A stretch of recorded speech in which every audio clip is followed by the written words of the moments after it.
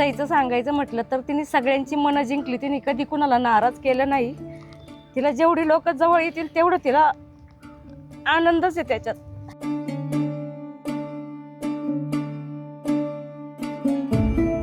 सई, तू लहानपणी किती गरीब होती ग. कधी तुझ्या सगळं भांडली रे सई तू.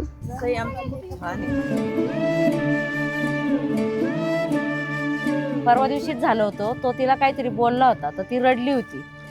तर त्याने मला फोनवर सांगितलं, मम्मी दीदीला सांग सॉरी. आणि तिकडनं फोनवर रडत होता. मांडव टाळा म्हणला मला दीदीचा करायचा. अरे म्हणलं मुलींचा नाही होत, मुलांचाच होतो. नाही, मी दीदीचा मांडव टाळा करणार.